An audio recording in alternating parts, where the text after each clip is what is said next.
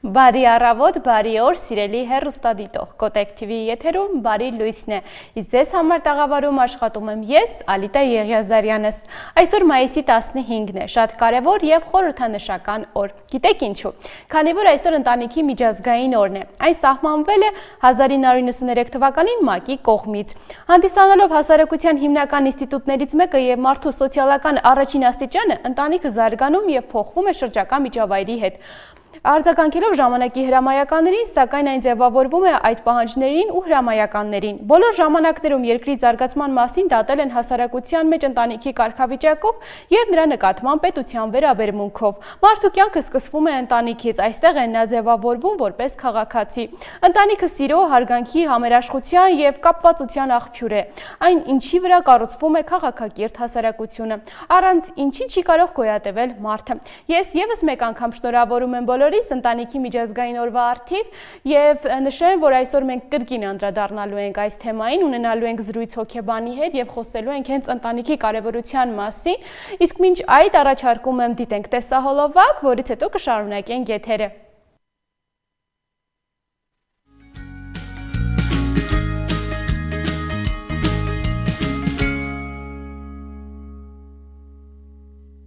Մենք վերադարձանք սիրելի հեռուստադիտողներ, մեր հյուրը արդեն տաղավարում է, սիրով ներկայացնեմ նրան, այսօր զրուցելու ենք հոգեբան Անահիտ Վերդյանի հետ։ Բարև ձեզ։ Բարի լույս։ Ինչպե՞ս եք։ Լավ, դուք ինչպե՞ս եք։ Շատ լավ, շնորհակալ եմ։ Ինչպե՞ս է սովորաբար սկսվում ձեր առավոտը, որպես հոգեբան։ Շատ հետաքրքիր հարց։ Իրականում շատ եմ սիրում դանդաղ առավոտները։ Իմ ամենասիրելի առավոտներից հենց դրանք են։ Երբ ունես ժամանակ մի փոքր մտածելու, տրամադրվելու դեպի լավ օր, և հիմնականում աշխատում հենց այդպես էլ սկսել, այսինքն թույլ տալին ժամանակ մտածելու և տրամադրվելու դեպի լավ, հանգիստ օր, ինչը կարծում շատ կարևոր է, որովհետև հիմնականում այս խառը առօրյայի մեջ մենք չունենք ժամանակ դրան տրամադրելու, դրա համար կարող եմ անգամ խորհուրդ տալ, որ այդպես առավոտը սկսելը շատ ճիշտ տարբերակ է։ Իսկ որպես հոգեբան դուք ինքներդ ձեզ կարողանում եք մոտիվացնել կամ ավելի լավ սկսել օրը, թե նաև կարիք է լինում անգամ հոգեբան, որպես դուք այցելեք նաև հոգեբանի։ Հիմնականում կարողանում եմ, բայց միշտ չի, որ դա ստացվում է կապված տրամադրությունից կամ, չգիտեմ, կյանքի հետ կապված խնդիրների առկայությունից, իսկ ինչը վերաբերվում է հոգեբանին այցելելուն, ուզում եմ նշել, որ յուրաքանչյուր պրակտիկ հոգեբան ինքը պարտավոր է այցելել հոգեբանի մշտական հիմունքներով, այսինքն իր անձնային թերապիան նա պարտավոր է անցնել և ընթացիկ և թերապիաները սկսելուց առաջ նա պետք է լինի արդեն իսկ պատրաստված, որովհետև շատ են լինում դեպքերը, երբ դու ընդունում ես այցելու և ձեր խնդիրները նույնականացվում են։ Դրանք այդ ամեն ինչից խուսափելու համար շատ ցանկալի է, որ հոգեբանը գնա անձնային թերապիայի և միջազգային ստանդարտներով դա արդեն պահանջմունք է, որ պետք է մենք մեր կողմից ապահովենք։ Նաև հիմա շատ, այսպես ասած, ժամանակակից է դարձել հոգեբաների մոտ այցելելը, ձեզ հիմնականում որ խնդիրներով են դիմում և ավելի շատ կանայք են գալիս, թե նաև արդեն տղամարդիկ նույնպես հաճախում են և դիմում են։ Առաջ, ինչքան գիտեք, տղամարդկանց համար այդքան էլ հասանելի չէր և նրանք չէին ցանկանում հոգեբանի դիմել։ Հիմա փոխվել է ինչ-որ բան։ Կարծում եմ, այո, փոխվել է, տղամարդիկ էլի դիմում են հոգեբանի, բայց իմ այցելուների մեծամասնությունը կանայք են, ավելի ճիշտ աղջիկներ են և հիմնականում դիմում են մինչ անձնային հարաբերությունների խնդրով, չգիտեմ, ամուսնության սկզբի այդ ճգնաժամը հաղթահարելու համար կամ նոր սկսվող հարաբերությունների ճգնաժամերը քննարկելու և դրանք անցնելու համար։ Եվ այսօր էլ նույնպես հետաքրքիր թեմա ենք քննարկելու և կարևոր ընտանիքի մասին ենք խոսելու, արդյոք հոգեբանի տեսանկյունից ինչպես պետք է լինի առողջ ընտանիքը։ Շատ կարևոր է գիտակցել առաջին հերթին, որ առողջ ընտանիքը դա կատարելության մասին չէ, կամ էլ շատերս մտածում ենք, եթե չկան վեճեր, ուրեմն մեր ընտանիքը կատարյալ է, բայց իրականում ոչ, շատ կարևոր է, որ ընտանիքում մենք կարողանանք ազատ և ապահով արտահայտել մեր հույզերը, խոսքս ուզում եմ ուղղել նրան, որ շատ կարևոր է դա անել հենց մանկության առաջին իսկ օրերից, ապահովության զգացումը ընտանիքում բոլոր անդամների համար, դա արդեն նշան է, որ ընտանիքում կան առողջ փոխհարաբերություններ և կարծում այդ ընտանեկան ներքին ապահովությանը մենք այսօր երևի թե ավելի շատ կանրադառնանք ամեն դեպքում։ Այ ինչպես նշեցիք, հաղորդակցությունը ընտանիքում շատ կարևոր է, իսկ ինչպես դա ձևավորել ընտանիքում վաղ մանկությունից, իսկ նաև լինում են ընտանիքներ, որտեղ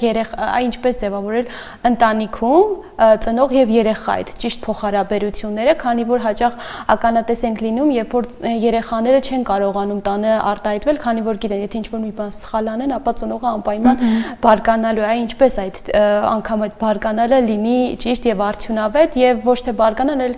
ավելի հանգիստ եւ հանգիստ կերպով երեխային բացատրել իր սխալը։ Այս բaragայում կարծում եմ, որ հարաբերությունների խնդիրը արդեն եկել է շատ վաղուց, քանի որ երեխան նոր է կյանք մտնում, իր համար ընտանիքը դա փոխհարաբերությունների առաջին փորձն է եւ բնականաբար երեխան չի կարող լինել փորձառու եւ իմանալ թե օրինակ ինչպես արտահայտի իր զայրույթը կամ, չգիտեմ, տխրությունը եւ այլն եւ այլն։ Շատ կարևոր է, որ փոքր տարիքից ծնողը լինի հուզապես ներգրավված երեխայի դաստիարակության մեջ եւ կարողանա իրեն սովորեցնել եւ ստեղծել իմ այդ ասած ապահով միջավայրը, որ երեխան իմանա, որ ինքը կարող է տանը արտահայտել իր հույզերը։ Ստեղծելու հետ կապված ինչպես ստեղծել, հա, ինքը իրականում շատ բարձ մեխանիզմ է, այսպես ասած, սերը երեխայի անձնային սահմանները ընդունելը, երեխայի պահանջմունքները փակելը բերում են նրան, որ երեխան իրեն ընտանիքում զգում է ապահով եւ հետեւաբար կարողանում է արտահայտել իր հույզերը։ Նաև ընտանիքը արժեքների փոխանցման տարածք է, այ ինչ հիմնական արժեքներ պետք է փոխանցվեն եւ տրվեն ընտանիքում ծնողների կողմից երեխաներին։ Իրականում շատերս ենք մտածում, որ ճիշտ է, որ ընտանիքը պետք է արժեք փոխանցի։ Ես կարծում եմ, որ դա մի փոքր սխալ է, քանի որ ծնողները փորձում են իրենց մտածելակերպով ճիշտ արժեքներ փոխանցել, բայց չկան ճիշտ կամ սխալ արժեքներ։ Յուրաքանչյուրը պետք է իր համար գտնի իր արժեքը եւ ինքն իր մեջ դա կարողանա զարգացնել եւ ձևավորել, քանի որ այն ինչը աշխատել է օրինակ 20 տարի առաջ, միշտ չի որ այսօր արդիական է։ Դրա համար կարծում եմ ծնողից բավարար կլինի, որ նա կարողանա երեխայի համար ստեղծել այդ հնարավորությունը, որ ինքը կարողանա ընտրել, թե որոնք են իր համար ամենահիմնական արժեքները այս կյանքում։ Այս սերունդների բախում ենք նաև հաճախ ականատես լինում, երբ որ ծնողը մտածում է, որ սա կամ այս մասնագիտությունը կամ այս ինչ-որ բանը երեխայի համար ավելի օգտակար է եւ նրա համար լավն է ցանկանում, բայց դա երեխան համարում է, որ իր համար այդքան էլ օգտակար չէ եւ անգամ չի սիրում դա։ Այ ինչպես դա նաև փոխանցել երեխային, ինչպես դաստիարակել, հասարակությունն է դաստիարակում ծնողներին, թե նաև ինչ պետք է անել այս դեպքում։ Հիմնականում հասարակությունը մեծ ազդեցություն է թողնում ծնողների վրա, իրենց աշխարհընկալման վրա, բայց առաջինը ինչը շատ կարևոր է, հիմնականում ծնողները փորձում են փոխանցել իրենց երազանքները, որոնք որ նրանք չեն կարողացել իրականացնել։ Եվ ես կարծում դա անգիտակցաբար է տեղի ունենում, որովհետև ծնողը միշտ ուզում է իր երեխայի համար ավելի լավը, բայց այստեղ կա մի բայց, որ մինչև մարդը ինքնուրույն չսխալվի, ինքնուրույն չկատարի իր ընտրությունը, ինքը չի կարող իմանալ, թե որ ուղին է իր համար ճիշտը։ Եվ նաև կան շատ դեպքեր, երբ որ երեխան հետևում է ծնողի խորհրդին, ընտրում է այդ մասնագիտությունը, փորձում է աշխատել, բայց նա չի զգում այդ երջանկությունը, ինչը հետագայում բերելու է հուզական այրման եւ շատ հնարավոր է, որ նա կհայտնվի արդեն հոգեբանի մոտ եւ այս ամեն ինչի մասին կսկսի խոսել հոգեբանի հետ։ Դրա համար կարծում եմ կարևոր կլինի նաեւ ծնողների այդ հոգեկան կրթությամբ զբաղվելը, կարծում եմ հնարավոր է օրինակ երեխային մանկապարտեզային տարիքում նաեւ ծնողին ներգրավել եւ ծնողի հետ աշխատանք կատարել, որ նա կարողանա ճիշտ այսպես ասած վարվել իր երեխայի հետ, որովհետեւ շատերը չեն կարողանում եւ իրենց այդ չփակված երազանքները սկսում են տարածել երեխայի վրա։ Նաև հոգեբանի մոտ երբ որ հաճախ ծնողները գալիս են, մեղադրում են երեխաներին եւ ասում են, որ երեխաները ծնողները սխալ չեն, երեխաներն են սխալ։ Արդյոք կա երեխաներն են սխալ, թե ծնողները։ Չեմ ուզում ինչ-որ մեկին սխալ հանել իրականում, ինչ են ծնողները այդպես անում, որովհետև մենք յուրաքանչյուրս մեր բնությամբ, այսպես ասած, էգոիստ ենք, ամեն ինչից անկախ։ Դրա համար մենք միշտ ուզում ենք, որ մեղավոր լինի դիմացինը, այլ ոչ թե ես, օրինակ։ Եվ այս բaragայում շատ հնարավոր է, որ ոչ ոք էլ սխալ չէ, ուղղակի կան տարբեր պատկերացումներ մի հարցի շուրջ։ Դրա համար օրինակ հոգեբանը կարող է լինել օգտակար, երբ օրինակ զույգերի թերապիայում եւ կամ ծնող երեխա հարաբերություններում, որ կարողանա բացահայտել այդ հարցի փակ կողմերը, որոնք որ չեն տեսել երկու կողմերը, որ այդ մեղադրանքը մենք կարողանանք դնել մի կողմ, որովհետեւ հիմնականում բոլոր խնդիրները սկսվում են հենց այդ մեղադրանքներից։ Նաև հնարավոր է լսում ենք, որ երեխաները մեծանում են եւ երջանիկ են լինում, եթե ծնողները նույնպես երջանիկ են եւ կարողանում են մեծացնել արդեն առողջ եւ երջանիկ երեխաներ։ Իսկ հնարավոր է ոչ ճիշտ ընտանիքում, ոչ առողջ ընտանիքում մեծանան նաեւ առողջ երիտասարդ եւ ավելի ուրախ երեխաներ, երջանիկ երեխաներ, եթե դա նաեւ նստվածք է տալիս երեխայի հոգում եւ երեխան նույնպես մեծանալով հանդերձ իր ընտանիքում նույնը կարող է կիրառել։ Իրական ճիշտ եք ասում, նա կարող է մեծանալ եւ նույնը կիրառել, որովհետեւ կարծում շատ փոքր են շանսերը, որ անառողջ միջավայրում մեծացած երեխան չի ունենա որևէ տեսակի հոգեբանական խնդիրներ եւ հիմնականում հենց ընտանիքից էլ որ սկսում են այդ խնդիրները, բայց նաեւ ուզում եմ նշել, որ անգամ առողջ ընտանիքում կան դեպքեր, որ երեխան կարող է ունենալ որևէ տեսակի խնդիրներ, որովհետև կարող է միջավայրը առողջ է, բայց իր պատկերացումները չեն համապատասխանում նրան, թե որ միջավայրում է նա ապրում։ Իսկ հակառակ դեպքում, երբ որ հաստատ միջավայրը անառողջ է, երեխան չի կարող մեծանալ,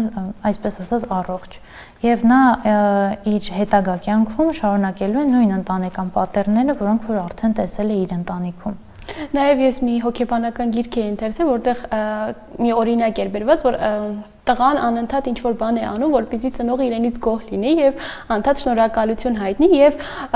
տներ էր կառուցում տարբեր, բայց այդպես էլ ծնողը չէր ասում, որ գոհ է եւ անդադ հարցնում էին ինչու ես այդ ամեն ինչը անում, որպեսզի հայրս ինձանից շնորհակալ լինի ու արձագանք չէր ստանում։ Արդյոք այդ երեխան իր երեխային նույնպես նույն ձև կդաստիարակի, այսինքն կսպասի, որ երեխան ինչ-որ բան անի եւ ծնողի արածը կրկնի, թե արդեն այդ սխալը կուղի եւ իր երեխային օրինակ իր արածը կգնահատի, հաճախ ինչ է տեղի ունենում։ Մինչ երեխային հասնելը առաջին հերթին նա այդ պահվածքը շարունակելու է կիրառել իր կնոջ հանդեպ։ Այսինքն նա սկսելու է ինչ-որ բաներ անել, որ կինը նկատի, կինը սկսի գովել եւ շնորհակալ լինել։ Իսկ ինչը վերաբերվում է երեխային, այո, ինձ թվում է, որ նա այդպես կանի, քանի որ այդ մարդը չունի իր գիտակցության մեջ, որ իրեն կարող են սիրել ուղղակի նրա համար, որ նա իրեն ցավակն է կամ օրինակ որ նա ամուսինն է։ Եվ հետեւաբար նույնն էլ իր երեխայից է նա սпасելու, նա չի կարողանալու սիրել իր երեխային պարզապես, այլ սիրելու է ինչ որ հանգամանքներից դրդված։ Դրա համար դա շատ հաճախ կրկնվող սցենար է, որը միշտ կրկնվում է հաջորդիվ եկող սերնդների հետ։ Իսկ ժամանակի փոփոխվող պայմաններում հաճախ ինչ մարտահրավերների են հանդիպում ընտանիքները եւ որպես հոգեբան ինչ խորհուրդ կտաք, ինչպես կարելի է այս խնդիրը հաղթահարել։ Կարծում եմ ամենակարևորը, որը որ հիմա նկատվում է, այդ տենդենսը, երբ երիտասարդ զույգերը ուզում են առանձին ապրել, եւ շատերը փորձում են հենց այդպես էլ անել։ Միշտ չի որ դա ստացվում է, բայց դա միշտ չի որ կապված է ֆինանսական խնդիրների հետ, այսինքն կան որ ընտանիքներում մեծերը դեմ են լինում այդ առանձնացմանը եւ դա խնդիր է եւ դա կարելի ասել նորաստեղծ ընտանիքի առաջին մեծ խնդիրներից է։ Այստեղ շատ կարևոր է, որ տղամարդը, ով որ արդեն նոր ընտանիք է կազմել, կարողանա իր ծնողներից սեպարացվի, այսինքն առանձնացվի։ Եթե այդ սեպարացումը չկա, հետեւաբար այդ մանիպուլյացիաները ծնողի կողմից նրանք, այսպես ասած, անցնելու են եւ նրանք չեն առանձնանալու։ Եվ կամ մյուս խնդիրը, երբ երիտասարդ զույգը արդեն իսկ առանձնացել է եւ կանգնում է հարցը, ինչ ենք անելու հետո, ոնց ենք ապրելու։ Այս բaragայում շատ կարևոր է երկու տարբերակում էլ չկորցնել կոնտակտը զուգընկերոջ հետ, այսինքն եթե կա ձեր մեջ այդ մտերմությունը, այն չպետք է կոտրվի հանգամանքներից դրդված եւ կարեւոր է երկխոսություն վարելը։ Եթե կա հնարավորություն որևէ խնդիր քննարկելու, ուրեմն հարաբերությունները դեռևս կարող են շարունակվել եւ պետք է շարունակվեն։ Եթե սկսվում է միմյանց ապացուցելու պայքարը, հետեւաբար կարծում կարելի է կանգ առնել կամ դադար վերցնել կամ ընդհանրապես կանգնեցնել այս հարաբերությունները։ Բայց երկխոսությունը հարաբերություններում դա դրա հիմքն է եւ կարեւոր է ունենալ Իսկ ինչպես ձևավորել այդ սկզբնական շրջանում այդ կարևոր երկխոսությունը զույգերի միջև։ Իրականում այն ձևավորվում է ոչ թե ամուսնության ժամանակ, այլ մինչ ամուսնությունը, երբ կյանքի տարբեր իրավիճակներում մենք սկսում ենք միմյանց ճանաչել, հետևաբար վստահել, վստահության հիմքում է, հիմա վրա է ավելի ճիշտ կառուցվում այդ երկխոսությունը, իսկ վստահությունն էլ գալիս է արդեն անկեղծությունից։ Այսինքն փուլ առ փուլ, քայլ առ քայլ մենք պետք է գանք նրան, որ կարողանանք ունենալ այդ բաց հարաբերությունները։ Եվ ինչը շատ հետաքրքիր է, օրինակ ես ունեցել եմ այցելու, որը որ միշտ ասում էր, որ ես ուզում եմ, որ իմ ընկերը իմ հետ անկեղծ լինի, բայց երբ իր ընկերը սկսեց իր հետ անկեղծ լինել, նա պարզապես պատրաստ չէր այդ անկեղծությանը։ Այսինքն նաև պետք է լինել պատրաստ այդ 100%-անոց անկեղծությանը, երբ դու կարող ես իմանալ ամեն ինչ, այլ ոչ թե միայն այն կատարյալ մտքերը, որոնք որ դու պատկերացրել ես ինքդ քեզ։ Այսինքն քիչ-քիչ, քայլ առ քայլ, իրար ճանաչելով, այսպես ասած մթության մեջ շոշափելով, պետք է առաջ գալ եւ ձևավորել երկխոսությունը։ Եթե ձևավորվի, ուրեմն հարաբերությունը հաստատ կլինի երկարատև։ Այլ նշեցիք, որ պատրաստ չէր այդ լիովին պարզ խոսակցությանը, նաև հաճախ մարդիկ ցանկանում են լսել այն, ինչ որ նրանց է հաճելի, այս դեպքում ինչ եք առաջարկում, ինչպես կարելի է պատրաստվել այդ բաց խոսակցությանը։ Իրականում դա արդեն իսկ խոսում է, որ ինչ որ մի բան հոգեկան աշխարհում այն չէ, եթե դու չես կարողանում ընդունել ճշմարտությունը, ուրեմն դու ինչ որ մի վախ ունես դրա հետ կապված եւ դա նորից կարող է լինել ընտանեկան որևէ սցենար, երբ ընտանիքում շատ հաճախ փորձել են միմյանց խաբել, թաքցնել, օրինակ չցավեցնելու նպատակով կամ հակառակը հենց միտումնավոր։ Դրա համար այդ երեխան մեծանում է եւ ապագայում ինքն էլ չի ուզում ճշմարտություն ունենալ։ Այս պարագայում կարծում թերապիան կլինի լավագույն տարբերակը վեր հանելու այդ խնդիրները եւ դրանք լուծելու։ Նաև շատ տարբեր մշակույթներում ընտանիքի գաղափարը տարբեր ձև է ընկալում, ինչպես է դա ազդում ընտանիքի վրա եւ ձեր խորհուրդը ինչպես կարելի է այդ ամեն ինչի միջով անցնել եւ հաղթահարել։ Իրականում կարծում եմ մեր երկրում ընտանիքի պատկերացումը մի օրինակ է եւ կողքից ոչ մի երկրներինը հաստատ չի ազդում մեր վրա հիմնականում, հա, մեծամասամբ։ Դա ունի իր լավ եւ վատ կողմերը, անշուշտ, բայց կարծում եմ, որ երբ մենք տեսնում ենք ինչ-որ մի լավ օրինակ, որը կարող ենք փորձել մեր ընտանիքում եւ այն աշխատում է, կարծում եմ փորձել պետք է։ Ուղղակի խնդիրը այն է, որ մենք ազգովի բաց չենք այդ փոփոխությունների հանդեպ եւ մենք նախընտրում ենք շարունակել մեր հին իմացած սցենարներով, քանի որ իդեպ ուղեղը շատ ալարկոտ օրգան է, որը չի սիրում նորություն եւ միշտ ընտրում է այն, ինչը արդեն նա գիտի։ Դրա համար կարելի ասել մեծամասամբ մեր վրա այդ պատկերացումները, ուրիշ ազգերի պատկերացումները չեն ազդում։ Իսկ խորհրդի հետ կապված ես խորհուրդ կտամ, որ փորձել վերցնել միայն լավերը եւ փորձել ներգրավել եւ ադապտացնել ձեր ընտանիքի մոդելի մեջ։ Այսինքն, երբ որ հիմա շատ է տարածված, որ ընտանիքով գնում են հանգստի, ինչ որ մի բան տեսնելուց առաջ պետք չէ այն քննադատել միանգամից, այլ մտածել եւ փորձել վերափոխել եւ հնարավոր է ձեր ընտանիքում այդ մոդելը շատ լավ ապրի։ Նաև շատ ենք նկատում, երբ որ լսում կամ նկատում, երբ որ ընտանիքները տեսնում են այլ ընտանիքի, որը առաջին հայացքից երևում է իդեալական եւ լավ եւ ցանկանում են, որ իրենց ընտանիքը նույնպես այդպեսին լինի։ Դա լավ սովորություն է, թե նաեւ ունի բացասական կողմեր։ Դա լավ է, որովհետեւ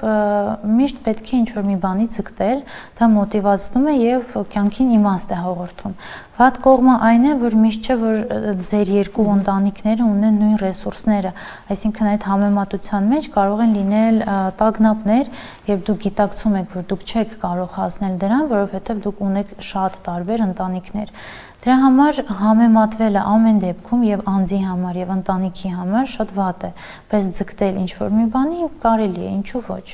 Իսկ ձեր կարծիքով նման տոները, որ նշվում են օրինակ ընտանիքի տոն,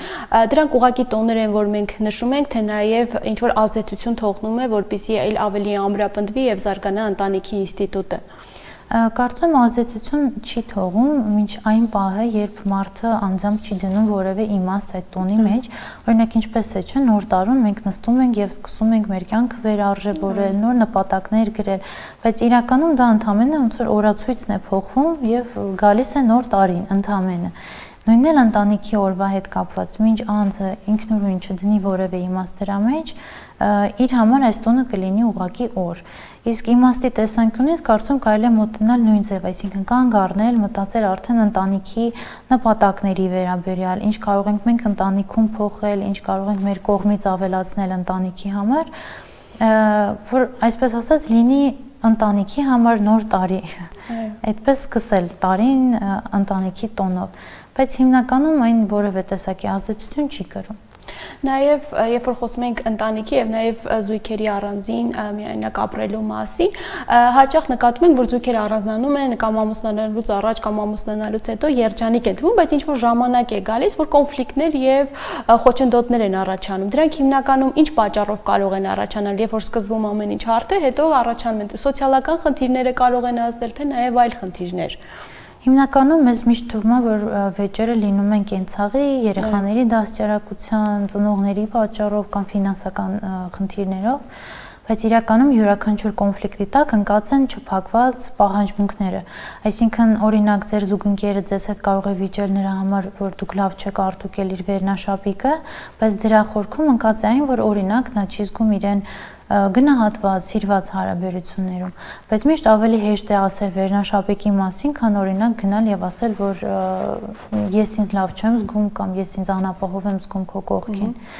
Եվ ամենահետաքրքիրը այն է, որ երկրորդ կողմն էլ նա շարունակում է նույն վերնաշապիկի կռիվը եւ չի հարցնում, թե ինչ կա այս վերնաշապիկի տակ եւ ինչ զգացմունքներ ես դու հիմա տածում։ Դրա համար հիմնականում ամուսնության սկզբում շատ ուրախ, շատ հաճելի է լինում, որովհետև հույզերը բաց են, ազատ են, երջանկությունը շատ ազատ դրսևորվում է։ Իսկ ժամանակի հետ դա նորմալ է, երբ հարաբերությունները իրենք ավելի են խորանում եւ դրսևորումները լինում են մի փոքր ուրիշ։ Այսինքն ձեզ չեն գալիս արթնացնում մեկ փնջով ծաղիկների, այլ օրինակ ձեզ տանում են ինչ-որ միտեղ, որտեղ որ դուք շատ եք ուզում, այսինքն սերը սկսում է արտահայտվել ուրիշ ձև, բայց մեզ թվում է, որ դա սեր չէ, որ օրինակ նա ուշադիր չէ իմ հանդեպ, որ ինձ էլ ծաղիկներ չի նվիրում։ Դրա համար հիմնականում պետք է փորձել այդ պահանջմունքները բացահայտել, թե ինչը չի լրացվել մարդու մոտ եւ լրացնել այդ ամենը ու անցնել առաջ։ Իսկ ինչպես կարող ենք տարբերակել կոնֆլիկտը սովորական ուղղակի տարաձայնություններից եւ կոնֆլիկտի ամենապիկ փուլը կարծես որն է դառնում։ Իրական տարաձայնությունները նորմալ են, տարաձայնությունը դա այն է, երբ մենք ունենք տարբեր կարծիք մի իրավիճակի շուրջ եւ ամենակարևորը այն է, որ մենք կարող ենք հաշտ ապրել այդ գիտակցումով, որ օրինակ իմ զուգընկերը ունի ուրիշ կարծիք ինչ-որ մի բանի մասին։ Եվ տարաձայնության վերջում կարողանում են պայմանավորվել, թե ինչպես են վարվելու այդ իրավիճակի հետ կամ այդ իրավիճակում։ Իսկ կոնֆլիկտը երբ չեն կարողանում պայմանավորվել, երբ չեն ուզում պայմանավորվել, կամ էլ փորձում են միմյանց ապացուցել, որ ես եմ ճիշտ կամ չգիտեմ, կամ դու ես օրինակ ինչ-որ մի բան սխալ արել։ Կոնֆլիկտները իրականում կոնֆլիկտներից պետք է դուրս գալ արդեն մտերմացած, այլ ոչ թե հակառակը նեղացած, իրար հանդեպ ավելի շատ մեղադրանքներով։ Եվ ձեր ասած պիկը գալիս է այն ժամանակ, երբ երկու կողմերն էլ կամ թեկուզ կողմերից մեկը չի ուզում հասկանալ, որ նա պետք է մտերմացած դուրս գա։ Նա սկսում է պայքարել եւ ապացուցել իր ճիշտ լինելը, այսպես ասած։ Եվ դա հենց տանում է այդ պահանջմունքների բացվելուն, այսպես ասած, խնդիրներին, մեղադրանքներին, որոնք որ հետագայում բերելու են ել ավելի մեծ կոնֆլիկտների եւ եթե դրանք չլուծեն, կարող են անգամ հանգեցնել բաժանման, որովհետև իրականում դրա վերջը երբեք լավ չի լինում։ Իսկ այդ կոնֆլիկտները ընտանիքում ինչպես կարող է արտահայտվել մարդու օրինակ արդեն աշխատավայրում կամ հասարակության մեջ, ինչպես է դա հիմնականում արտահայտվում։ Առաջին հերթին ասեմ, որ կոնֆլիկտը շատ էներգիա է խլում, այսինքն զուտ ֆիզիկական մակարդակում մարդը կարող է լինել շատ հոգնած, չի կարողանալու իր էներգիան հետ հավաքել եւ երբ մարդը հոգնած է կամ չունի էներգիա, նա ավելի հեշտ է տրվում ստրեսերին եւ յուրաքանչյուր փոփոխություն իր շրջակա միջավայրում ազդում է իր ինքնազգացողության վրա։ Ինչը վերաբերվում է աշխատանքին, նա դառնում է ցրված, անուշադիր, հիմնականում փորձում են փակվել մարդկանցից, այսինքն խուսափում են շփումներից կամ էլ հակառակը փորձում են ավելի շատ կառավարել այն ամեն ինչը ինչ որ կատարվում է, անգամ եթե օրինակ այդ մարդը չի զբաղեցնում ինչ որ բարձրադաս դիրք, ընկերությունում նա միևնույն է փորձելու է կառավարել եւ վերահսկողություն վերցնել ինչ որ հարցերի շուրջ, որովհետեւ ընտանիքում նա չունի այդ վերահսկողությունը, այսինքն դա եւս պահանջմունք է, որը նա լրացնում է աշխատավայրում, այլ ոչ թե տանը։ Իսկ որպես հոգեբան ինչպես եք օգնում նման դեպքերում ընտանիքներին ձևավորել ճիշտ փոխհարաբերություններ եւ արդյոք պետք է երկուսով այցելեն հոգեբանի, թե առանձին, որպեսզի յուրաքանչյուրի խնդիրն էլ հոգեբանը լսի։ Իրականում հոգեբանը, այսպես ասած, ոնց որ հարաբերությունների թարգմանիչ լինի, որովհետև ինչպես այդ վերնաշապիկի օրինակով բերեցի, մարդիկ ասում են մի բան, բայց նկատի ունեն ուրիշ բան, որը որ չի կարողանում հասկանալ իր զուգընկերը։ Այս պարագայում հոգեբանը հենց փորձում է այդ դա թարգմանել եւ հասցնել միմյանց ճիշտ զույգերին ավելի ոչ ցավոտ ձևով եւ ավելի եւ ստեղծել այնպիսի պայմաններ, որ կարողանան ավելի սառը եւ սթափ դատել այն ամեն ինչին, թե ինչը որ կատարվել է իրենց հարաբերություններում։ Իսկ ինչը վերաբերվում է միասին թե առանձին գալուն, ես կողմ եմ, որ միասին գան, որովհետեւ հիմնականում կանայք են դիմում եւ կանայք էլ փորձում են գալ Եվ երբ կինն է գալիս, նա գտնում է իր հարցերի պատասխանը, բայց իր տղամարդու մտածելակերպում եւ պատկերացումներում ոչինչ չի փոխվում։ Հետևաբար կինը փոխվեց, կինը մեկ քայլ գնաց առաջ, բայց տղամարդը մնաց նույն տեղում, նույն կոնֆլիկտով, նույն խնդրով։ Դրա համար իրենց պետք է միասին դեպի աճ տանել, որ կարողանան այս խնդիրը հաղթահարել։ Եվ նաև շատ են լինում դեպքեր, երբ զույգը գալիս է միասին, կնոջ նախաձեռնությամբ, տղամարդը չէր ուզում, ինքը չի հասկանում ինչի է եկել, այդ պարագայում թերապիան լինելու անիմաստ եւ չի ունենալու իր արդյունքները։ Դրա համար միշտ ես խորհուրդ եմ տալիս, եթե չունեք փոխադարձ համաձայնություն, ավելի լավ է աշխատել դրա վրա, այսինքն ունենալ նոր քայլ, որ ունենանք արդյունք։ Իսկ եթե օրինակ ընտանեկան խնդիր է, բայց միայն կինն է այցելում, հնարավոր է որ կնոջ հետ կատարված օրինակ կոնսուլտացիան կամ արդեն աշխատանքը ազդի նաև տղամարդու վրա եւ կինը կարողանա արդեն հոգեբանից ստացած խորհուրդները կիրառել ընտանիքին եւ հարաբերությունները կարգավորում են։ Դա լինում է։ Եթե կոնֆլիկտը սկսվում է միշտ կնոջ կողմից, այսինքն խնդիրը իր մեջ է, այո, հոգեբանական խորհրդատվությունները կօգնեն իրենց ընտանիքին, բայց եթե կոնֆլիկտը երկկողմանի է կամ օրինակ միայն տղամարդու նախաձեռնությամբ է միշտ սկսվում, հետևաբար կնոջ թերապիա այցելելը դառնում է անիմաստ։ Իմ ասած նա կարողանում է ոնց որ մեկ քայլ առաջ գնալ, իսկ այստեղ պետք է որ միասին շարժվեն, որ այդ ընտանիքի հասկացողությունը չկոտրվի։ Նաև շատ հաճախ մարդիկ, երբ որ խնդիրներ են ունենում, փնտրում են ճիշտ հոգեբան, որը նաև նրանց խնդիրը ճիշտ կհասկանա եւ կօգնի։ Այս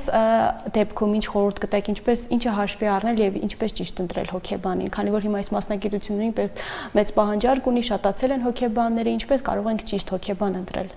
Իրականում հաշվի առնելով քանակը հոգեբանների, խորհուրդ կտամ առաջին հերթին տեսնել կրթությունը,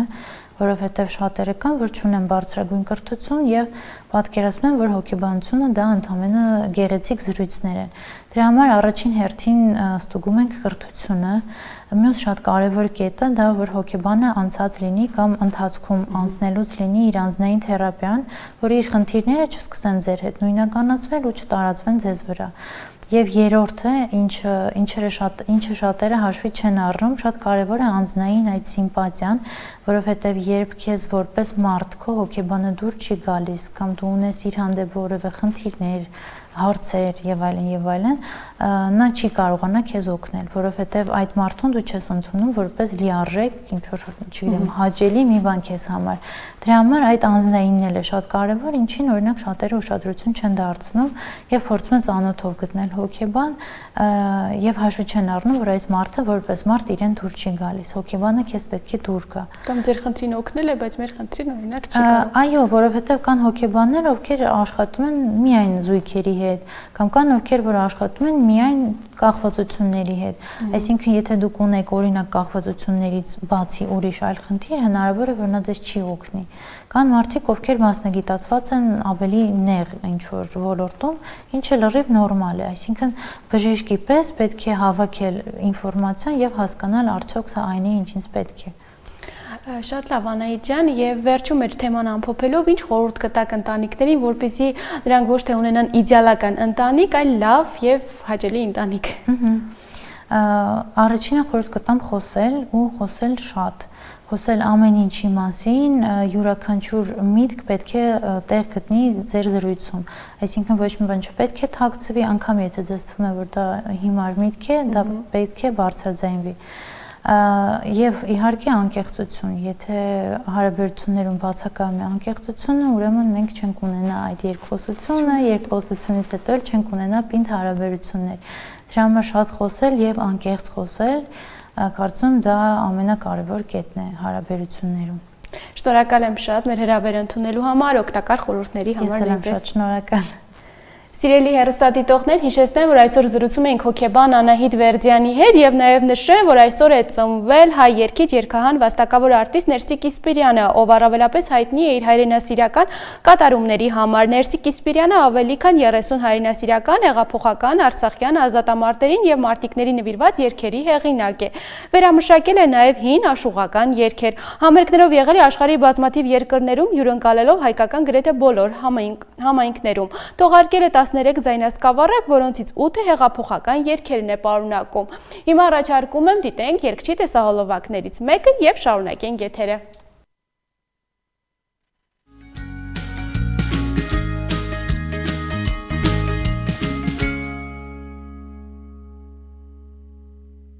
Սիրելի հեռուստադիտողները, մենք շարունակում ենք եթերը, իսկ հիմա հերթը օգտակար խորհուրդներին է։ Եվ այսօր միասին խոսելու ենք թուրինջի մասին։ Վերջին տարիներին թուրինջը դարձել է ամենապահանջված մթերքներից մեկը։ Այս մրգի պահանջարկն ապահովել է կալորիաների շատ քիչ քանակություն՝ 100 գրամում ընդամենը 42 կիլոկալորիա եւ նյութափոխանակություն արագացնող նյութեր։ Աշխարհում գոյություն ունի այս մրգի մոտ 20 տեսակ։ Դրանք տարբերվում են իրենց համային հատկանիշներով եւ պտղի գույնով, սպիտակից մինչեւ մուգ վարդագույն։ Թուրինջը հարուստ է մի շարք վիտամիններով, այդ թվում A, P, P, C, D, նաեւ B խմբի վիտամիններով։ Բացի այդ, այն պարունակում է կալիում, մագնեզիում, կալցիում, ֆոսֆոր եւ այլ օգտակար հանքանյութեր։ Թուրինջը քայքայում է խոլեստերինը եւ նվազեցնում է արյան մեջ շաքարի քանակությունը։ Ցուրտ եղանակին օգնում է խուսափել A վիտամինոզից եւ պահպանում է դիմադրողականությունը։ Թուրինջի եթերայուղերն օգնում են պայքարել սթրեսի դեմ։ Աշխատունակությունն ու լավ տրամադրությունը պահպանելու համար բավական է ձեռքով կեղևա հանել թարմ պտուղը։ Դրա բույրն առուգացնում եւ թեթևություն է պարգևում։ Փորձագետները պնդում են, որ այս մրգի բույրը կարող է նվազեցնել գլխացավը եւ նյարդային լարվածությունը։ Թուրինջը պարունակում է պեկտին, որն օգնում է ազատվել խոլեստերինից։ Թուրինջի մեծ քանակությամբ կալիում է պարունակում, ինչը սրտի եւ անոթների առողջության գլխավոր օգնականն է։ Այն խորհուրդ են տալիս աթերոսկլերոզի եւ սրտի անբավարարության պրոֆիլակտիկայի համար։ Սակավարենության դեպքում ժամանակակից բժշկությունը խորհուրդ է տալիս լյարդից եւ նռան հյութից բացի նաեւ թուրինջ օգտագործել։ Չնայած մի շարք օգտակար հատկություններին, թուրինջը պետք է օգտագործել չափավոր եւ զգուշորեն։ Քչերը գիտեն, բայց որոշ դեպքերում այն կարող է մահու չափ վտանգավոր լինել։ Բանն այն է, որ այն ազդում է ամենատարբեր հիվանդությունների բուժման համար նախատեսված մոտ 50 տեղամիջոցի արդյունավետության վրա։ Մինչդեռ դրանց մեծ մասի դեպքում հարկավոր է ճշգրիտ չափաբաժին պահպանել։ Սակայն թուրինջի չափից շատ օգտագործման դեպքում այն կարող է վնասել ստամոքսը եւ ատամների էմալը։ Թուրինջ ուտելու լավագույն ժամանակը կեսօրն է, իսկ քաղցած վիճակում հակացուցված են բոլոր տեսակի ցիտրուսային մրգերը։ Սիրելի հեռուստադիտողներ, մեր հաղորդում ամփոփելով նշեմ, որ այսօր Եվրատեսիլ 2025 երգի միջազգային մրցույթում Հայաստան պատվիրակը Պարգն է, որը մրցույթի կիսաեզրափակիչ համերգին է ելույթ ունենալու, որը տեղի ունենալու այսօր եւ երգելու է համար 5 համարի ներքո, իսկ եզրափակիչը տեղի կունենա մայիսի 17-ին։ Մաղթում եմ մեր մասնակցին հաջողություններ եւ լավ ելույթ, իսկ մենք արդեն կհանդիպենք վաղը ձեզ հաճելի օրվա շարունակ եմ մաղթում։